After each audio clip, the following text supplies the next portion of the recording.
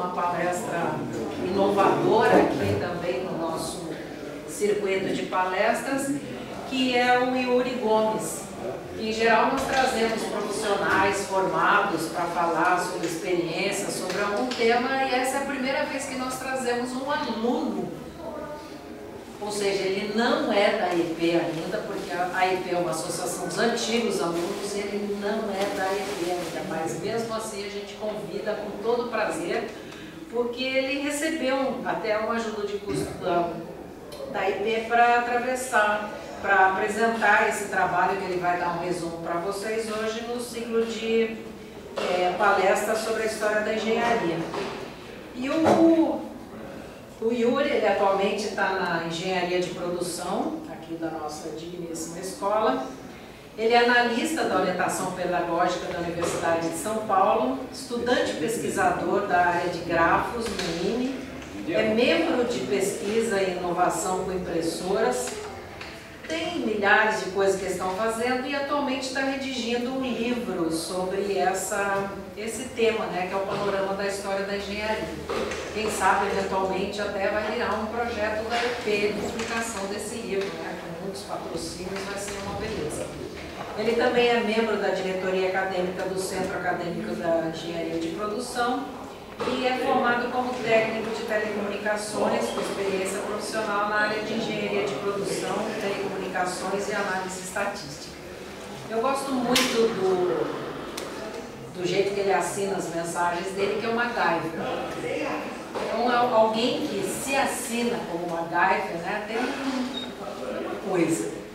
Então, Yuri, se apresente, conte um pouquinho da sua história. A gente combinou, inclusive, vamos fazer um pequeno teste hoje, porque toda vez eu peço para os palestrantes fazerem uma palestra mais concisa. E o pessoal mais velho da minha idade, como vocês estão vendo, a gente começa a falar, se empolga e vai indo, né? Não para. Vamos ver o que o Yuri, como representante da nova geração, né, TED, 15 minutos, fala aquelas coisas, como é que a gente se sai hoje, né? Porque se eu, pelo menos, não ficar mais tão nervosa, se esticar também, que isso é parte do ser humano. Então, vamos lá, Yuri? Então, muito obrigada por ter aceito o nosso convite e, pelo jeito, o povo está bem afim. Olha só, estamos com um auditório enchente hoje. Vamos lá.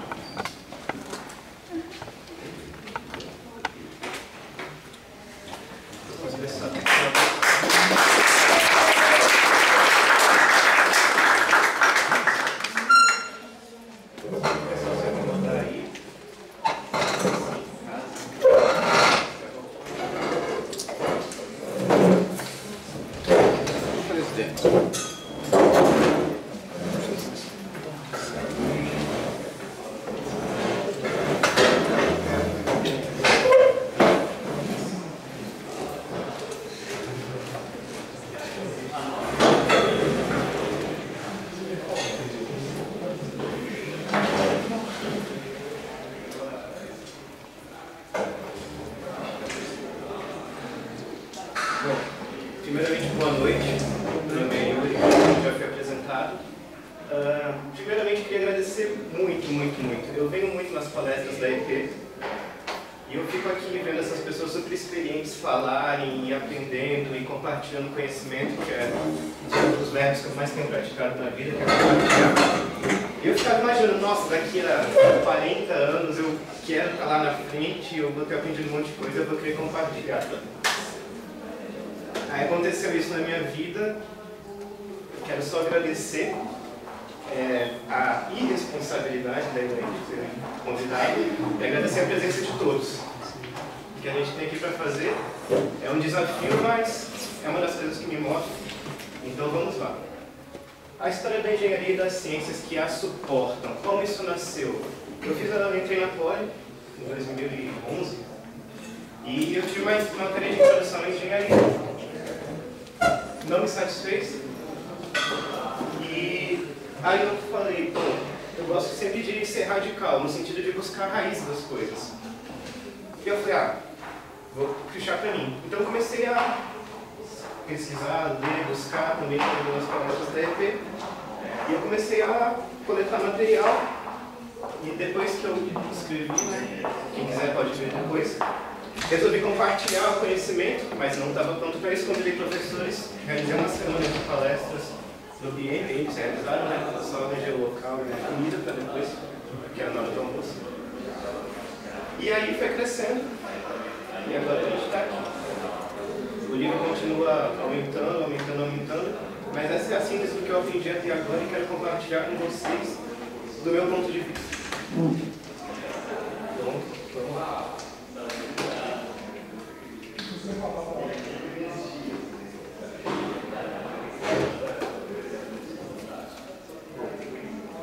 Aqui é o que eu faço. Eu botei aqui, já foi apresentado, mas se alguém quiser conversar sobre isso depois também, vai ser muito bem-vindo. E para mim, apesar de ser coisas muito distintas, para mim é tudo uma coisa só. Então vamos falar, hoje a gente vai falar da história. E o nosso começo vai ser há 3 milhões de anos atrás, mais ou menos onde o homem descobriu o fogo e aprendeu que a pedra pode ser alguma coisa muito útil. Guardem essa imagem da pedra porque vocês vão entender. Se vocês entenderem no final da palestra a relação da pedra com vocês estarem sentados aqui agora, eu me dou satisfeito. E agora da engenharia. A gente está na Associação de Engenheiros Politécnicos. É muito difícil definir engenharia, porque a engenharia e o homem são quase a mesma coisa. Tão natural quanto filosofar, quanto falar, quanto musicar e quanto dançar, é engenhar. Vou propor um novo jeito de a gente definir essa engenharia, que é uma análise de como cada povo, já que a engenharia é a expressão do povo, e a língua é uma dessas expressões, é um dos jeitos de passar essa expressão, vamos pensar um pouco sobre isso daí. Em português, engenharia,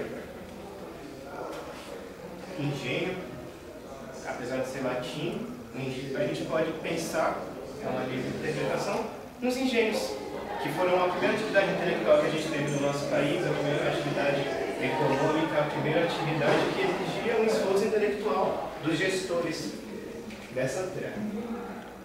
Em francês, ingénierie, vem do radical mais antigo, ingénieur, que significa homem de guerra e máquinas. Isso tem muito a ver com o papel do engenheiro na França, que estava sempre relacionado a guerras, com Napoleão Bonaparte e com esse pensamento.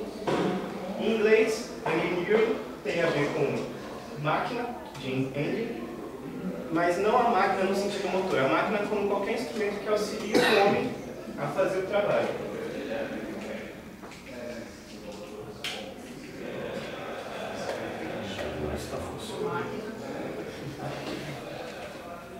Engenho, que vem do latim, né? O engenho tem a ver com a palavra gênio e a capacidade de realizar alguma coisa. E com a capacidade de realizar alguma coisa. No caso do português e do inglês, tem a ver com essas duas palavras. Aí a gente começa a chegar um pouco mais do outro lado, né?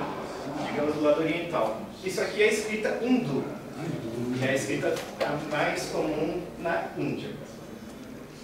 Se a gente pudesse traduzir um sábio num dicionário etimológico indiano de engenharia, a palavra engenharia é escrita desse jeito, se fala kanob koni, mas a tradução disso é o amor na união do homem com a natureza. Isso já explica muita coisa sobre engenharia, que ela não é só técnica, ela tem muito de arte, tem muito de sensibilidade, tem muito de percepção, tem muito de filosofia. E aqui em japonês. Aqui a gente tem 2 ideogramas, mas o da direita é a união de outros 2 ideogramas. O ideograma da esquerda, ele significa ferramenta, tool do inglês. E o da esquerda, né? E o da direita é a união de 2, como eu já disse. Um desses ideogramas é plantio, semeio, fazenda, e outro deles é cidade. Por quê? Porque na época da dinastia Yuan, que é quando a engenharia foi formalizada, os engenheiros eram responsáveis por organizar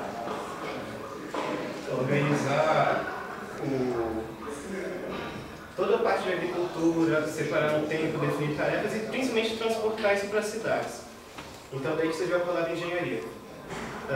É importante falar que, como isso é muito antigo, o japonês e o chinês, já que houve depois uma invasão, essa escrita é da época anterior à invasão, antes de eles terem separados em dois idiomas. E voltamos à engenharia, que é o que a gente vai estudar hoje. Daí dá para perceber que isso tudo tem muito a ver com ciência, e tem algumas ciências que suportam todo esse pensamento, que também são naturais do homem. Aqui estão elencados alguns. Eu vou começar falando pela geometria. A geometria, ela nasceu para resolver o problema de plantio. Para a gente pensar um pouco, as equações de segundo grau, que na verdade tem todo aquele jeitão algébrico de ser, de ter uma parábola, ela nada mais foi do que uma interpretação de como dividir a Terra. Você tinha um terreno e você queria trocar esses dois terrenos por um terceiro. Então, a partir da geometria, eles descobriram com cordas e marcação como fazer essa divisão. Não vou entrar no mérito disso agora, porque a gente tem muita ciência para estudar. Na astronomia, alguns dos povos que mais entendeu o céu foram os indianos. E para você entender o céu é cíclico. A cada ano os fenômenos se repetem. Então é preciso saber observar, saber dividir toda a válvula celeste e principalmente saber dividir o tempo. E daí vem uma coisa muito interessante. Aqui do lado de cá, do lado do ocidente, a gente conta até 10, porque a gente tem 10 dedos nas mãos, e usar os pés é muito incômodo, ficar se abaixando, a gente usa uma calçada também. Então lá eles decidiram, a gente precisa dividir. Vamos pegar um número bom que dê para dividir bastante. Eles chegaram à conclusão que o número bom é no 60. Você pode dividir por 1, 2, 3, 4, 5, 6, 10, 12, 15, 30 e por aí vai. Mas aí a gente pensa, poxa, mas é tão antinatural isso? Vamos pensar um pouco. Mão direita, falange, falangina, falangeta, que são os dedos que compõem. Vamos fazer o exercício. Todo mundo com a mão direita levantada. Quem for destro pode pegar a outra, não tem preconceito. Então vamos fazer assim. Pegando o dedão para contar. 1, 2, 3, 4, 5, 6, 7, 8, 9, 10, 11, 12. Poxa, mas tem uma mão parada, né? Conta uma vez. Começa de novo.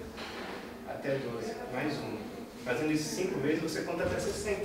Usando os dedos da mão. Então, os indianos conseguiram usar uma outra lógica e talvez por isso que tenham sido também sucedidos. Isso é só para demonstrar que a mesma coisa pode ser pensada de maneiras diferentes. Sem contar o Newton, que usou o céu também para fazer o cálculo diferencial, mas isso é outra história. Cálculo. Eu espero que ninguém aqui tenha tido cálculo no curso. E nem que tenha no futuro, né? Mas essa é a origem da palavra cálculo. Pedra.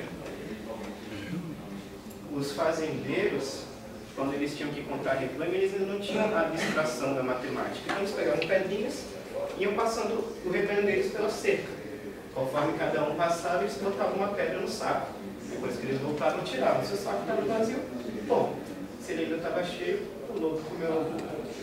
Mas para quem tinha muito gado, ou muito ovelha, aí eles pegaram 2 pedras diferentes e combinaram que uma pedrinha valia um tanto da outra. E a gente começou a fazer um sistema de contagem.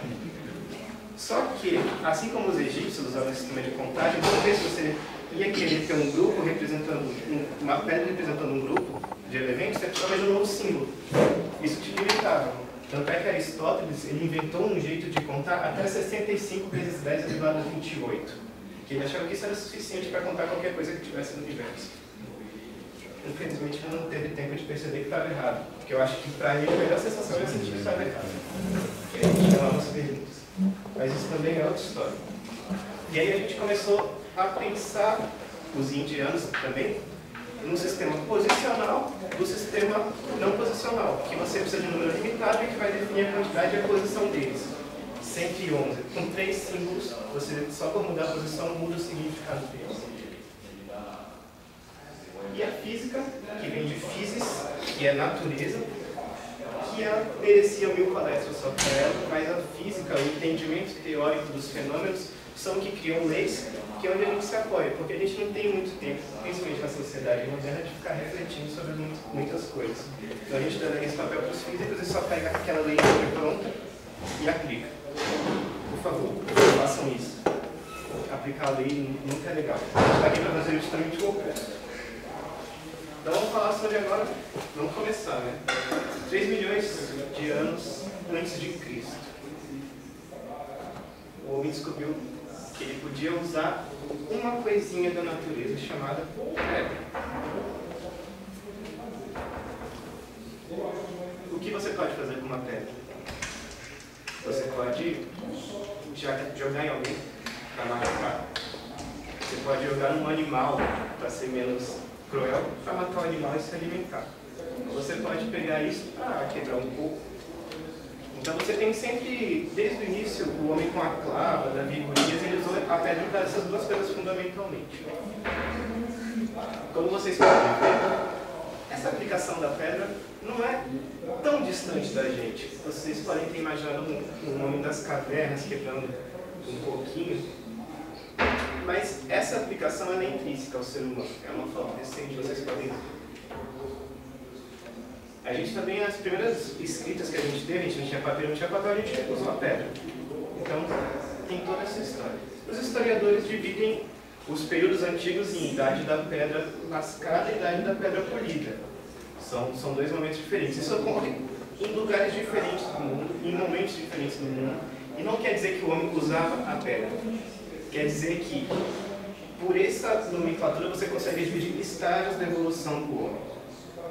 Mas ainda não estava bom, ainda não estava legal. Faltava uma coisa para o homem conseguir dar aquele salto que nos trouxe até aqui, junto com a pedra e junto com a escrita.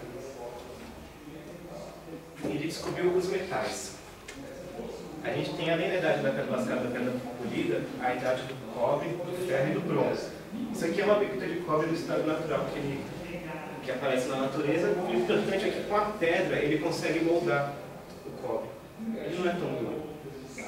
Mas aí, num dia de chuva, talvez um dia de tempestade, ele entendeu o fogo, ele dominou. Ele conseguiu trazer isso para dentro da caverna e, por algum motivo, ele teve a brilhante ideia de aquecer o metal. Daí ele conseguiu moldar o ferro, que é um metal muito mais duro, e principalmente o bronze. O bronze é uma liga de estanho e ferro. Com isso, com cobre. Com isso, ele conseguiu fazer metais muito mais resistentes. Ele podia usar isso para ornamentação ou para fazer armas.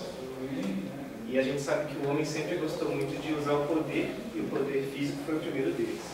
Então daí a gente começa a pensar em exércitos, organização das sociedades, já que ele já estava sedentário e estabelecido na Terra. Então vamos ali para Roma, já que a gente está falando de exército. Em Roma, foi a primeira vez que a atividade de engenharia foi formalizada. Nas regiões foi criada uma tropa chamada Fábrica, que eram de engenheiros, apesar de não ter esse nome, mas que eram responsáveis por ficar na retaguarda, fazendo estradas, caminho e abastecendo a tropa que estava lá na frente. Então aqui a gente tem a primeira vez que a engenharia como atividade humana é formalizada. Como a gente deu um salto de 3 milhões de anos para Roma, a gente vai dar um outro salto para a França. Mais precisamente no século XVIII, que teve um rapaz que muitos adoram e muitos não, que era chamado Napoleão Bonaparte. Podem falar o que quiser, mas eu estou aqui por forma de opinião. Ele é um grande estrategista. Ele teve uma visão gigantesca do que ele queria e ele soube implementar. Mas o mais legal para a nossa aplicação é que, quando ele chegou no poder, ele teve uma visão. Eu preciso de estratégia, eu preciso de um pensamento sistêmico, eu preciso organizar essa bagunça que o terceiro estado fez. Quem que ele chamou? Olha, os engenheiros. Para fazer a École Polytechnique, que ainda não era uma escola de engenharia, era uma escola politécnica, ele chamou 4 engenheiros: Monge, Poncelet, Fourier e Cauchy. É legal, aqui tem um detalhe, que esse rapaz aqui foi responsável por criar uma segunda escola, a École des Mines, Escola de Minas.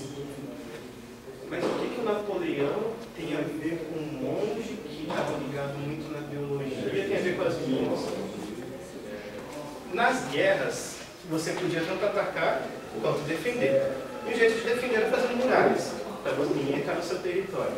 Eles tinham uma tropa que o que ela fazia? Ela ia secretamente, ela cavava por baixo da muralha botando todas as esporas possíveis e usando a pólvora, colocava minas embaixo da muralha, explodia, e derrubava a muralha e todo mundo invadia.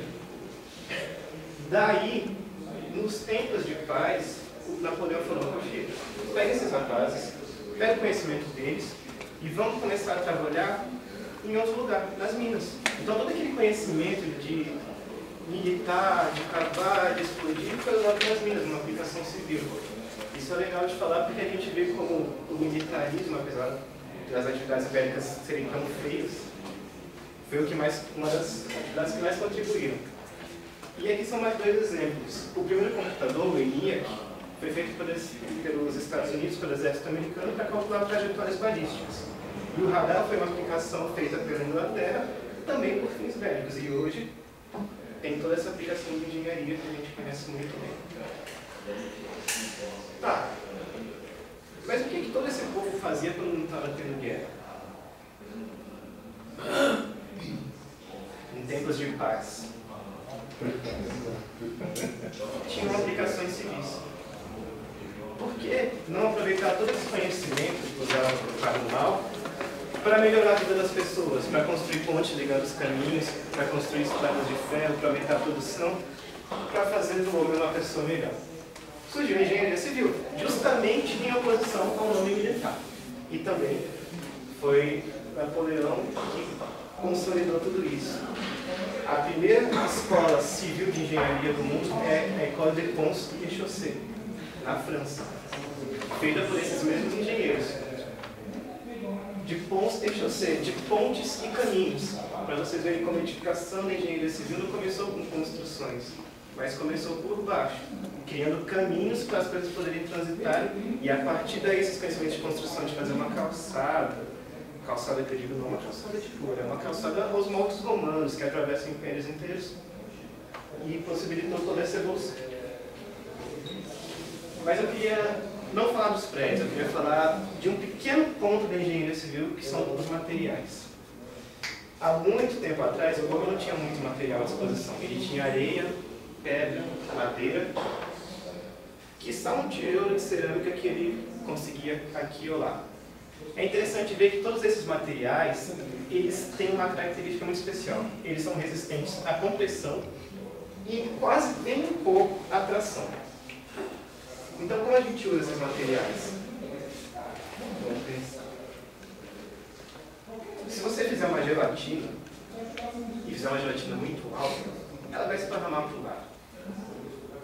Porque a gelatina tem essa característica, ela não resiste muito à tração, e sim à compressão.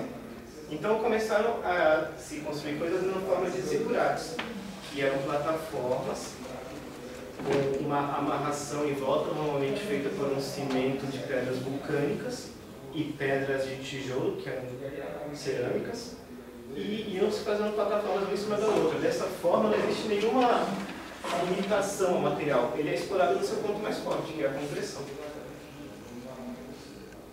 Aqui a gente tem a Stonehenge. Vocês podem ver que o vão é muito pequeno. Por quê? Justamente porque as pedras não resistem à tração. Ah, você fala aqui, tudo bem, está comprimindo. Mas aqui no vão, bem nesse pedacinho, tem uma tração gigantesca. E a pedra não aguenta. E essa é a melhor posição que ela pode estar. Para você botá-la na posição, uma posição horizontal para vertical, a tração é muito maior. Isso é uma limitação. Isso é um problema. Por isso que o homem não conseguiu subir muito. Mas vamos usar a engenharia, né? Esse é o arco romano. Esse foi o primeiro ponto para fazer o homem conseguir vencer alguns vãos. A pedra lá do meio é a pedra de ouro. E ela que pega todo esse esforço que seria de tração em vão e transforma em compressão. Então você agora consegue usar todos esses materiais antigos e vencer alguns vãos maiores, que pelo menos um homem consiga passar. Se você pegar isso e fizer repetidamente para trás, você tem um corredor, e se você girar, você tem uma roda. E depois surgiram os metais. Os metais, esses sim resistem à tração.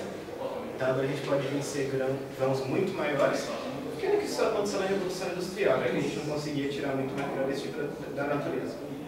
Mas é importante ver como o paradigma foi quebrado pelo material, uma coisa tão simples e que permitiu a evolução da civil.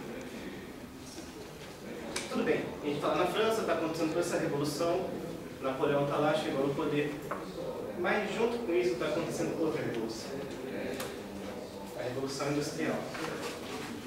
Agora a gente vai sair um pouquinho dessa parte e começar a pensar em outra, que é a mecânica. A gente pode abordar a mecânica de vários jeitos, mas uma coisa é importante. Ela se baseia na física. Ela precisa descrever o que acontece, porque ela não é igual à civil.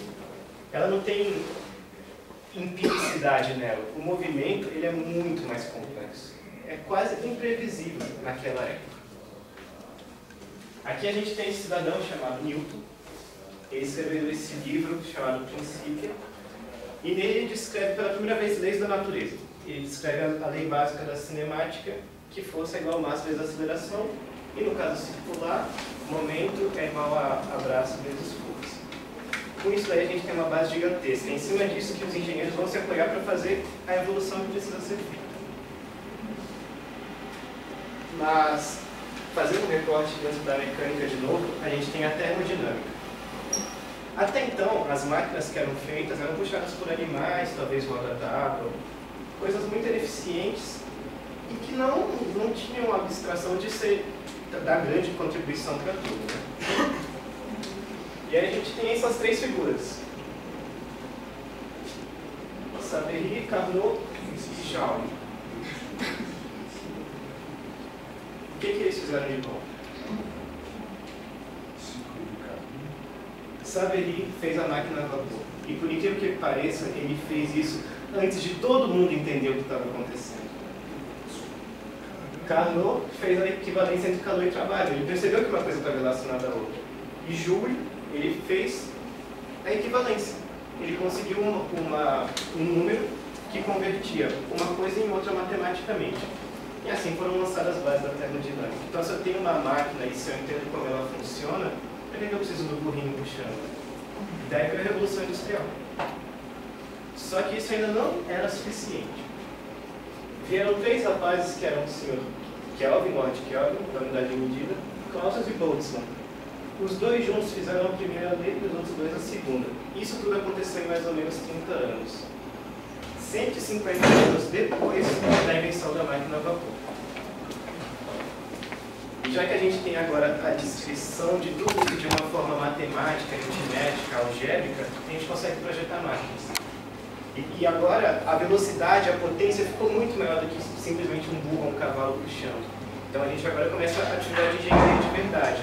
Projetar mecanismos, engrenagens, forças, aqui tudo isso está submetido, baseado na primeira lei de Newton, que é o que rege a mecânica até nessa época.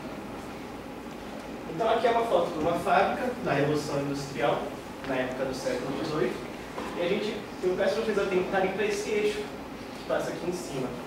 Lá fora tem uma máquina térmica, e ela está gerando trabalho a partir de calor, e esse trabalho está sendo distribuído para todas as máquinas de maneira mecânica. Muitas pilhas aqui eram tiras de couro, e era muito comum acontecer de uma tira dessa estourar e voar num operário e inevitavelmente matá-lo. Tá? Essa é a engenharia mecânica. Agora, enquanto tinha gente fazendo isso, tinha gente pensando. Tinha uma coisa muito interessante que a gente conhecia há muito tempo, que eram duas pedrinhas que, se você pegasse uma e botasse perto da outra, elas se juntavam. Isso era conhecido há muito tempo, desde a China, em 4000 a.C. Essa pedra era chamada magnetita.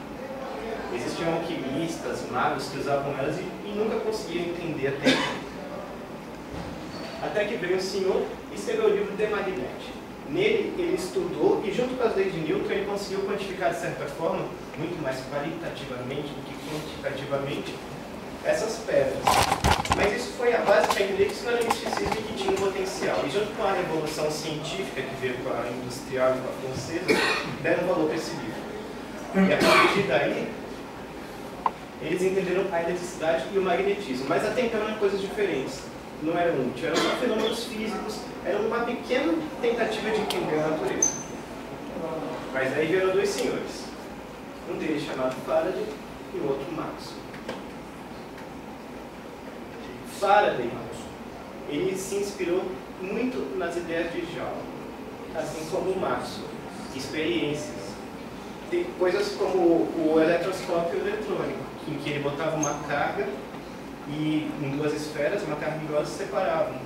Coisas como a experiência de Benjamin Franklin, que lançou uma pipa e pegou um raio e conseguiu botar numa garrafa especial para acumular carga. Mas aí daí surgiu o entendimento que essa coisa era fluida e Maxwell e Faraday tiveram a mesma ideia junto, a ideia de campo.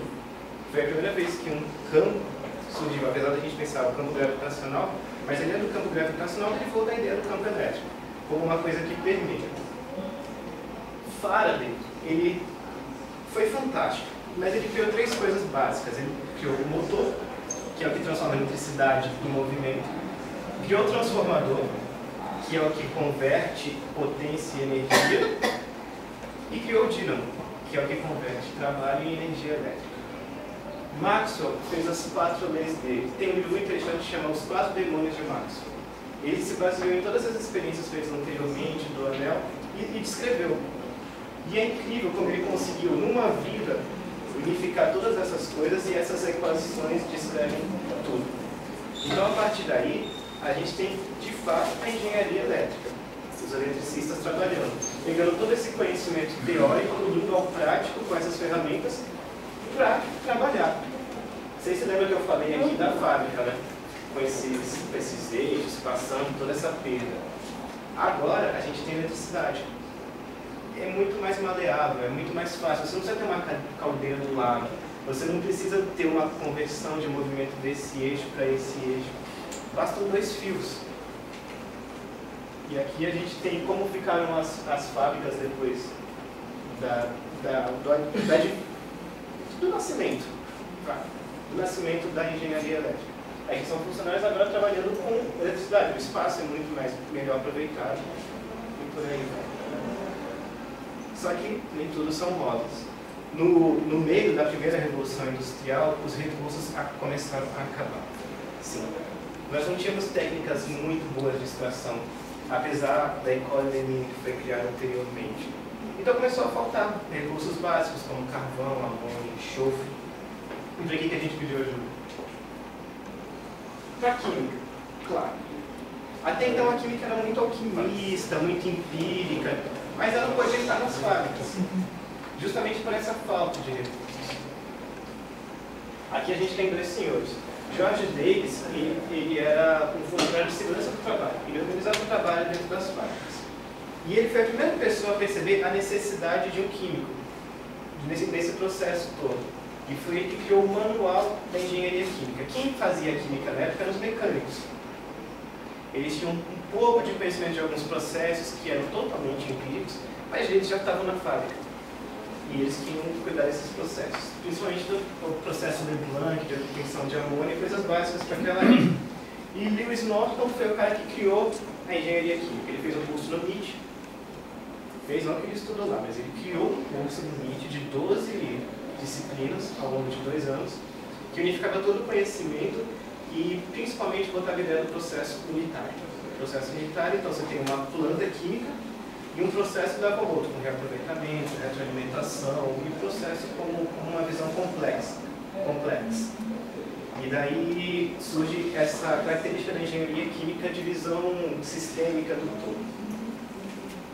A partir daí a gente já está no século XX e já está tudo muito recente, tanto é que os documentos da engenharia química são muito precisos, a gente tem datas, nomes, fotos. E a gente já está num mundo globalizado. A engenharia química se alia à elétrica, por exemplo, você vai fazer um hidrelétrico hoje em dia, você precisa de engenheiro químico, engenheiro civil, engenheiro eletricista, engenheiro de produção, engenheiro ambiental. Então a gente está num mundo globalizado, século XX. Só que não foi sempre assim. A gente não teve sempre essa união e esse tráfego de informações. Há algum tempo atrás, as coisas eram muito bem divididas entre Ocidente e Oriente. Aqui cabe uma reflexão muito grande. A gente falou. O máximo que a gente chegou até lá foi nos ímãs e ali na Grécia, para falar um pouco do magnetismo. Só que do lado de lá também tinha engenharia. Vocês concordam? a gente tinha a muralha da China, tem vários elementos. E aqui, para mim, é a última parte que eu escrevi nesse material. E aqui a gente tem dois exemplos muito claros que existia engenharia e de quanto elas eram diferentes. Existe uma observação muito legal que é que o Oriente foi construído sobre curvas, enquanto o Ocidente foi construído sobre retas. Isso fica muito claro. O Oriente não buscou adaptar a natureza a ele conseguiu se adaptar, fazer uma configuração conjunta. Aqui a gente tem ângulos, reta, geometria. Tudo bem, aqui desse lado a gente teve um desenvolvimento da geometria muito maior, com os campos, com os feudos, diferente do Oriente. Mas é legal pensar, se a gente pensar no Yin e no Yang, na filosofia, no taoísmo chinês, vocês acham que foi por acaso que os chineses, os orientais, tiveram uma concepção dos números fracionários e dos números reais muito antes dos gregos? Os gregos só acreditavam em números inteiros, eles não achavam que a natureza podia ser tão imperfeita de ser imprecisa. Eles só conseguiram aceitar isso depois da prova de que pi era um número irracional. E eles ficaram muito mal com isso. Tanto é que houve um vácuo de pensamento na Grécia nessa época. Por outro lado, os orientais eles tiveram uma dificuldade muito grande de entender o mundo como átomos. Para eles as coisas eram muito fluidas. Só que essa dificuldade não foi ruim. Se a gente pensar, hoje a gente tem a teoria das cordas, que é justamente o pensamento de que não existe átomo. Ou se existem cordas muito pequenas vibrantes, mas a corda não pode ser dividida num elemento menor. Então, isso mostra muito bem a diferença do pensamento entre os dois lados. Mas mostra que eles são complementares e que as atividades ocorreram independentemente uma da outra, apesar de ter os áreas lá no meio fazendo o meio de campo. Mas o importante é ver que isso é um reflexo da cultura, do homem, de como eles entendiam a vida e de como a engenharia é uma atividade tão intrínseca do ser humano. Bom, esses dois elementos eles foram feitos para se defender e o outro a gente não sabe muito bem porquê. Mas foram feitos incríveis. Se a gente pensar, a muralha da China ela pode ser vista do espaço. E ela foi feita há tanto tempo atrás. E as pirâmides do Egito têm blocos que hoje a gente levou, algumas décadas atrás, a gente levou pedaços para o museu e teve que cortar, porque a gente não conseguiu transportar. Mesmo com navios, máquinas e caminhões. Então, esse é o poder da engenharia. Não o poder de pegar fórmulas e fazer contas e tudo mais. Mas de você olhar a natureza e olhar para dentro de si ao mesmo tempo. E ver que você não precisa moldar ela, mas você tem que pegar ela e se juntar a ela. E fazer dela uma coisa muito maior. Bom, eu quero agradecer muito. Eu espero que a gente tenha conseguido muito rápido. Cada um desses pontos poderia ser abordado muito mais profundamente. Poderia ser feita uma palestra de 2 horas sobre cada ponto. Mas eu espero que vocês tenham percebido que tudo se encaixa. A gente meio que passou ao longo de um corredor só apontando as portas, não pôde entrar nas salas. Mas agora essa responsabilidade é de vocês. Se vocês se interessaram, se vocês acham que voltando dá para entender muito melhor e aprender não a fazer, mas a pensar, se inspirar, vamos atrás desse conhecimento. Muito obrigado. Se vocês quiserem conversar, pegar um pouco de material, Deus detalhes eu considero. Até meia-noite, se preciso for.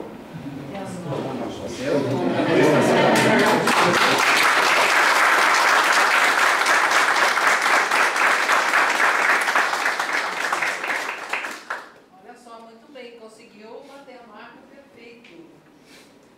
Isso nos dá bastante tempo para perguntas e questionamentos. E se vocês me permitissem, eu queria fazer a primeira. Não sei se você falou isso enquanto eu fui tomando providências aí, mas como é que você começou a se interessar por esse assunto? Pois é, eu tenho muito amor por essa escola, muito, como se fosse minha casa. E eu comecei o curso aqui e eu tive uma matéria chamada Introdução à Engenharia. Mas na matéria de Introdução à Engenharia, ninguém me contou sobre engenharia em si. E aí eu fui estudando, passei pelo biênio, eu escutei vários nomes de pessoas, quais era a fórmula de Cauchy, fórmula de Taylor, expressões, e nunca vi o rosto dessas pessoas, mas não é possível. Alguém deve ter feito tudo isso. É muito legal você parar para pensar que nada disso, tirando o nosso corpo, é natural. Essa camisa, alguém fez essa camisa. Esse óculos, alguém parafusou esse parafuso, sabe? Alguém pegou isso daqui, botou numa caixa, soldou. A engenharia é feita por pessoas, né? Então, daí eu falei, não, tem que ter alguma coisa aí, não pode ser tudo tão bonitinho ou feinho, na minha opinião. E aí eu comecei a ler sobre isso. Mas é uma coisa que eu faço muito mais amor do que racionalidade, então isso precisa ficar comigo. Eu tenho uma dúvida sobre isso que você disse sobre o Newton, que ele se inspirou nas estrelas para elaborar o cálculo. Não sabia disso, poderia me falar? Sim. O Newton, ele tinha várias atividades, uma delas a astronomia. Então ele observava, media, mas as ferramentas matemáticas que ele tinha na época não eram suficientes para ele fazer os cálculos que iam levar ele às conclusões que ele ia ter. Então, ele teve a brilhante ideia de inventar o cálculo integral diferencial. Veja que esse cálculo é integral e diferencial, não é um cálculo integral. Então, durante alguns anos, ele trabalhou nisso e inventou. Existem muitas controvérsias, principalmente com um senhor chamado Leibniz, sobre quem criou, quem não criou, quando criou. Eles trocaram muitas cartas, tem até um fato curioso de que um mandou uma carta para o outro, mostrando demonstrações, e o outro, por motivos quaisquer, demorou a responder, mas respondeu demonstrando a demonstração. Mas o Newton falou, não, você demorou muito, você só pegou tempo, mas fui eu que inventei. Mas falando um pouco mais, já que é um assunto interessante, o Newton ele era uma pessoa muito bem relacionada, ele era quase um diplomata. O Newton não, o Leibniz, desculpa. O Newton era uma pessoa muito fechada, muito reservada, ele tinha medo de expor o material dele, de todas as descobertas dele. Já o Leibniz não. Ele foi diretor de museus, ele ia para congressos em toda a Europa. Então, quem inventou e quem não inventou não é tão importante, mas o que eu posso garantir é que a notação que a gente usa hoje, o DX, o CS e tal, a notação foi feita pelo Leibniz. E talvez por isso muitos dão o crédito a ele, porque ele que conseguiu pegar esse conhecimento e fazer com que ele fosse útil. E o Newton tem uma frase bonita dele que ele fala que ele só conseguiu enxergar tão longe porque ele estava apoiado em ombros de gigantes, que ele estava se referindo, entre outros, a Kepler, que já tinha muita anotação, muito dado coletado sobre o céu, e em cima desses dados ele conseguiu fazer esse trabalho dele. Mas o interessante é ver que, apesar de ele ter inventado, não ter inventado o cálculo integral diferencial, foi só uma ferramenta que ele usou para fazer o trabalho dele, que era astronomia. Um deles. Tem muito mais detalhe aqui. A parte do cálculo integral diferencial tem 70 páginas contando. Se quiser ler, escreve lá. Você falou da anotação é uma coisa importantíssima. Imagine você fazer uma multiplicação com o valor humano, uma raiz quadrada, Foi o Leibniz que fez a anotação do infinitesimal.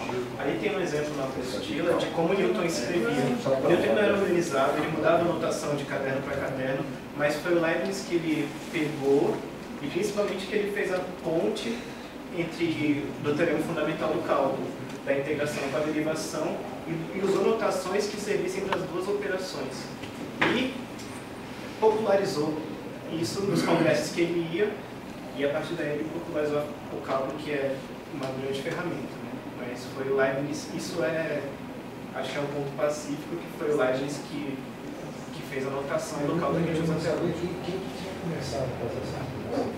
Foi o Leibniz, ele fez independente do Newton. E algumas demonstrações que hoje a gente tem acesso do Newton eram um pouco obscuras, talvez por esse problema da notação.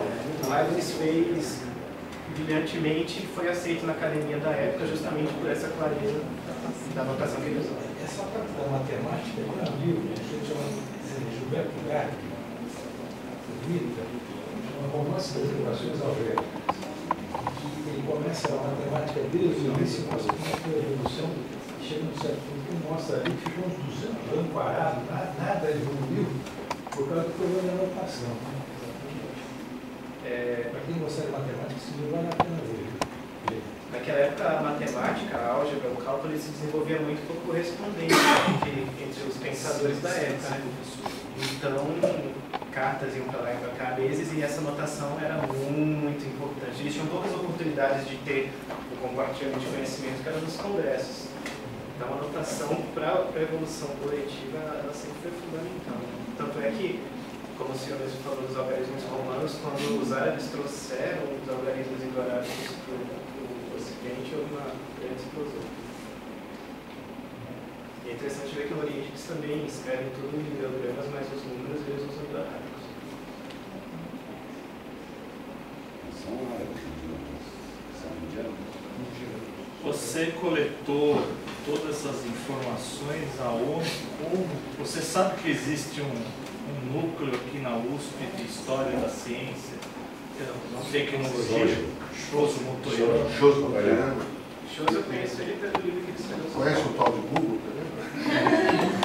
Que alguns anos atrás, aqui na escola, tinham várias pessoas, ainda existem, algumas se aposentaram, e tinha uma série de palestras falando sobre a história da engenharia, história da ciência.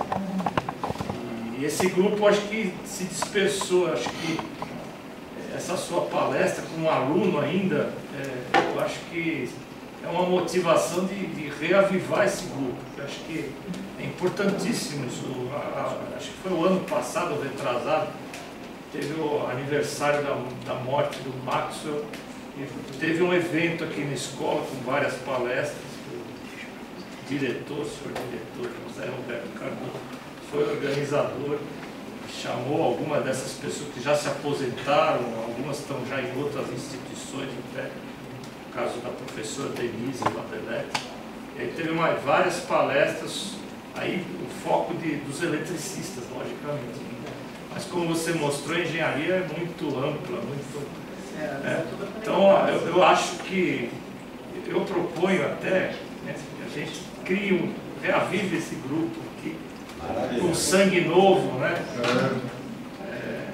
E a gente pode se aproximar novamente lá do pessoal da história, do Shoso, a história da ciência, da tecnologia, da engenharia, elas estão juntas, né? De certa forma, como você mostrou aí.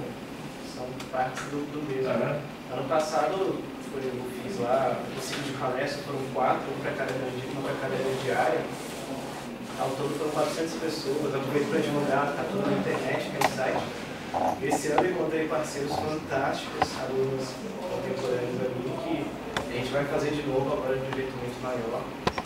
E vamos tentar voltar essa cultura, porque eu acredito que se a gente, como a engenharia é uma coisa humana, apesar de alguns macacos demonstrarem que também fazem engenharia, tem um vídeo na internet que eu ponho, o macaquinho ele pega uma pedra e quebra. A gente precisa se entender um pouco para conseguir fazer uma diferença positiva. Né? E olhando para o passado é desse jeito, a gente não vai responder para onde a gente vai, mas vamos responder onde a gente tem. Está muito bacana, acho que 5 antes de vocês, né, pegar exemplo dele, chama-se de filosofia. Né? Realmente você estudar alguma coisa, emocionar com isso e quanto mais você cavoca, mais ouro você encontra. Né? Eu acho que todos vocês são jovens, alguns bolsistas estão aí, vale a pena pegar um tema, né, como ele fez, e parabéns, viu? Eu acho que esse conceito não vai, essa forma de atitude sua comportamental vai servir muito. Muitas empresas, todos querem exatamente essas características. Não é só superficialidade. Né? Então, parabéns mesmo. Eu aqui, com meus 60 anos, né, fico emocionado que tem jovens, né? Nós aqui, professor, o nosso X-Tudo aqui, né? Eu estou muito contente aí que estou vendo um futuro brilhante. Eu quero que você inclua ao Kamal e a mim, Sim. os jovens. Porque demora muito ficar jovem. É verdade. Não é fácil ficar jovem. Tem uma definição nova, mais tempo jovens. A juventude vem com a maturidade. Também. E aí o Kamal é um Kamal, exemplo. por exemplo. Não, e o Kamal está presente. E o outro aqui, né? O prêmio da... Você sabe o que é um prêmio? Você não sabe. Sabe tudo. Vem cá. Não sabe. Vem cá, vem cá. Não, eu tenho que fazer essa parte, que essa é minha aqui da associação. Eu chamo o meu guru aqui de X-Tudo. Ele está informando que ano? Não pode. Mas o que você fez? 56. É 56. 56. Você? Depois meu bicho. Foi meu... Eu sou de 55. Olha, vocês, até aqui uma pessoa que vem escutar uma palestra de um aluno. Isso é outra coisa que me emociona do meu beleza. A participação e humildade, isso é colega politécnico. Vocês não sabem quem fez o metrô? O presidente do metrô. Quem fez gestão da COSIPA, presidente da COSIPA. Quem? IPT, vocês já ouviram falar. Presidente do IPT. Foi secretário do Estado, várias coisas. Presidente do Instituto de Engenharia. Bom, é por isso que eu falei X-Tudo. Você está aqui, um veterano politécnico, e ele vê humildemente ficar aqui, e ele não fala, porque não dele, ele não fala.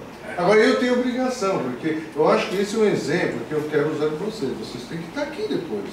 Vim aqui contribuir com suas experiências, e ele, além de contribuir, vem escutar a experiência dos jovens. Esse emociona, esse é bacana. Sigam esse exemplo. Humildade, humildade. Estamos aqui sempre para aprender. Que bacana. Yuri, parabéns a você. Obrigado. Só quero fazer 2 adendos, porque os senhores vindo aqui estão executando o verbo compartilhar, que é o que eu tenho nos últimos anos dado mais valor. E que a gente tem sofrido do mal do homem moderno, né, toda essa velocidade, quase futurista e tal, e a gente não para para refletir. E eu já me sinto como, humildemente falando, um cara pós-moderno, que olha para tudo isso e fala, poxa, mas precisa mesmo ser assim tão rápido? E passar a refletir, né? A gente, tão natural quanto a engenharia, quanto cantar, dançar e pensar, é filosofar. A gente é um indivíduo, mas faz parte de um todo, né? Só trocando ideias e compartilhando, a gente consegue dar um passo à frente coletivamente, igual esses caras querendo ou não fizeram. Tá muito cedo para parar de evoluir, né? Eu tenho a visão que tá todo mundo muito acomodado. Ah, tá bom, tá funcionando. Mas ainda dá para fazer mais, não importa quão difícil seja ou se realmente precisa. O homem teve a coragem de soltar as mãos, né? E começar a andar em duas pernas. E continuar. E eu agradeço muito, muito mesmo. Eu fico muito emocionado em poder compartilhar, né? Apesar de eu estar em pé e vocês sentados, eu não me sinto elevado. É muito legal trocar mesmo. Obrigado mais uma vez. Bom.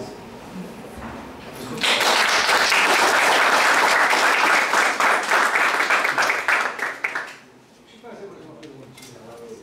Pelo que você estudou, a junção da engenharia do Ocidente e do Oriente foi para o Marco Polo. E anteriormente a isso já era Grécia. E elas eram muito diferentes do Ocidente e do Oriente. Quem sempre... Essa junção ela veio com o comércio sempre, né? Marco Polo, principalmente pela rota da seda, rota da Índia.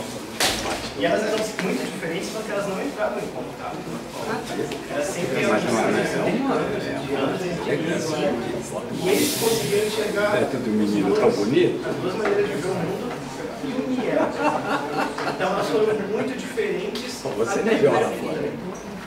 Foi quando a Inglaterra chegou a distribuir aquele conhecimento e conseguiu fazer comércio com isso. E a gente conhece a economia sempre motivou esse intercâmbio. Então a forma de construir as notações que eram utilizadas pelos, principalmente japoneses e pelos chineses, as regras de cálculo, os métodos de usar aritmética, os desenhos geométricos, as anotações, o que existia na China, só que ele era entendido de uma maneira completamente diferente na Grécia, né? Era que eu termino no ciclo, na China veio a observação do heliocentrismo, e na Grécia veio como tentar extrapolar o polígono para chegar no ciclo, né? Então essa união ela veio mesmo com o Império Britânico, que foi o Império onde o Sol se gente, vamos tirar uma foto. Calma. Vamos aí, Espera um pouquinho, vocês não se mexam. Palestrante. Palestrante. Palestrante, acho que é importante. Elaine, Figueiredo, os dois fugiram lá para 8 horas. Isso vai fazer parte do livro? Vai fazer parte do livro.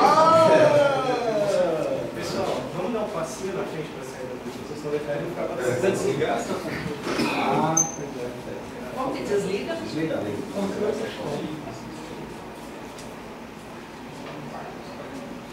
Vocês sabem que a Poli esse ano faz 120 anos. Bacana, né? Vocês estão na escola pioneiros, mais antigos. Isso significa que tem DNA, tem uma antiga. Opa! Cabe todo mundo aqui? Agora dá para ir para trás, que a gente apagou. Sozinho, vem para cá. Opa!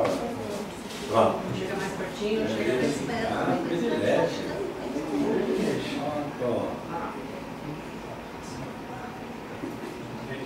Obrigado.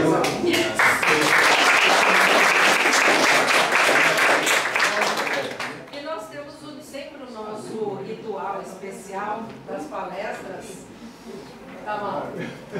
Kamal Mátara, nosso digníssimo presidente da Associação dos Engenheiros Politécnicos, antigos alunos e todos os alunos, porque somos todos uma família, então, Kamal.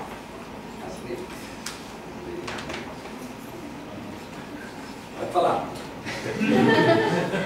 Eu queria agradecer a presença e a palestra do Yuri e oferecer a ele um certificado desta palestra. Bom.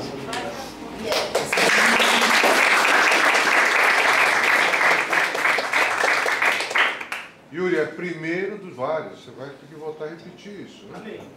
Mas alguém que tiver algum hobby, alguma coisa assim, já mais ou menos pronta, que quiser apresentar, eu não sei se é coincidência ou não, mas esse semestre a gente estava com uma audiência assim, um tanto quanto qualitativamente alta e quantitativa. Professor Aquiles. Tá. Seria interessante, que eu acho que cabe até dentro do escopo da Associação dos Engenheiros Politécnicos, você fazer essa proposta para ver se, por intermédio de divulgar de site e outras coisas assim, a gente consegue pessoas que possam juntar esforços para facilitar essa iniciativa de, né, inclusive, quem sabe, né, vai conseguir acontecer uma coisa interessante, que é um aluno da aula na escola também, que olha só que palestra bacana, já que ele está dando os passos largos, né, e o tempo não existe. Só Aquiles, ó, o Alex é o nosso, coloca no site, e esse ano, por 120 anos, nós estamos fazendo o cadastro dos alunos e jogando para eles propostas. Né? Os novos laboratórios da Poli, as coisas que a associação precisa, de palestrantes. Né? Como nós podemos fazer essa, né, troca? Né? E hoje tem Facebook, tem cheio de coisas. Então não é só presença física, né? Mas colocar isso para fazer troca de conhecimento mesmo. Né? Deixa eu só fazer um outro comentário que acho que é importante, ao encontro a sua observação. A USP tem a IPTV, TV pela internet, né? E o professor Cardoso me colocou essa responsabilidade. Nós temos um canal de tecnologia da USP hoje. E esse canal está aberto para colocar gravações de palestras, cursos, eventos, entrevistas, né? Eu vi que vocês estão gravando, né? Então eu faço esse convite, né? Talvez outras palestras também devem ter gravado. A gente pode disponibilizar do site da IPTV todas essas gravações que vocês têm. Já estão no YouTube. Tá. Mas essa é uma ferramenta da USP. Tá? Então poderia também fazer um Poderia vídeo também. Isso. Vocês têm lá quem edite as palestras, que a gente tem... Tem. A gente tem apoio do pessoal do CSEC, tem lá um pessoal que faz isso. Né?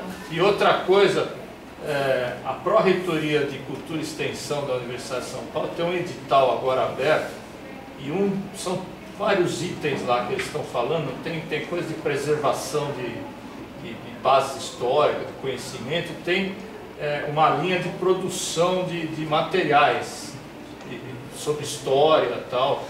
A gente poderia tentar fazer uma proposta aí de alguma coisa ligada à história da engenharia, a história da engenharia no Brasil, a história da escola, né? Os 120 anos da escola.